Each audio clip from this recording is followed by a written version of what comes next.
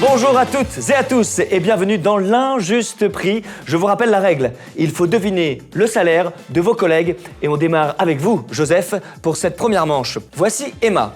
Emma est cadre, 10 ans d'ancienneté, elle occupe un poste à responsabilité au sein de la production. Joseph, une estimation du salaire mensuel d'Emma? Facile, je connais Emma. Elle a un job équivalent au mien, on a des profils similaires, donc je vais dire comme moi, de 3 000 € par mois. On vérifie tout de suite. Et non, Joseph, c'est une mauvaise réponse. Emma gagne en réalité 2 700 € par mois. C'est pas juste. En effet, Joseph, c'est ça l'injuste prix. On le sait tous, dans les entreprises, les rémunérations sont souvent très différentes d'un salarié à l'autre, même pour des postes similaires à expérience et ancienneté identiques.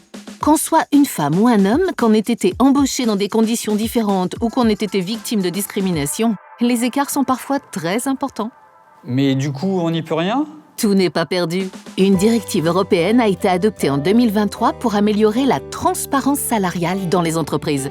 Elle doit être transposée dans le droit français avant le 7 juin prochain. Toutes les entreprises devront obligatoirement l'appliquer.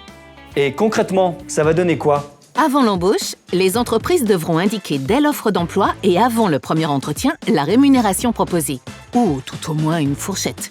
Le candidat pourra en outre obtenir des informations sur les conventions applicables. Il sera également interdit à l'employeur de demander au candidat sa rémunération dans ses précédents postes. Après l'embauche, l'entreprise devra informer tous les salariés sur les critères utilisés pour déterminer les rémunérations dans l'entreprise et les conditions de leur future progression. Ah, ça c'est chouette, je vais enfin savoir combien gagnent tous mes collègues de l'Open Space. Et non, la transparence a une limite, le respect de la vie privée. Les salariés n'auront pas le droit de demander des informations sur le salaire de tel ou tel collègue.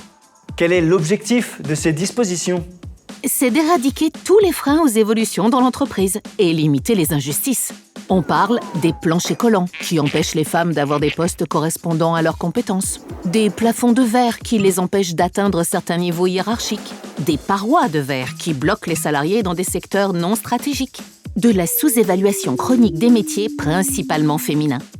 Les salariés pourront connaître régulièrement leur position dans la grille de rémunération de l'entreprise et donc analyser leur parcours professionnel en vue d'avoir une visibilité sur son évolution et, le cas échéant, se voir rendre justice plus facilement en cas d'abus manifeste. Comment va se mettre en place cette transparence salariale?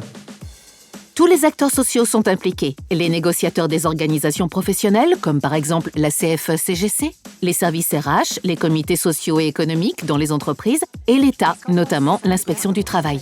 Ces acteurs devront établir les paramètres de comparaison des rémunérations, de la valeur d'un travail donné, des catégories de travailleurs.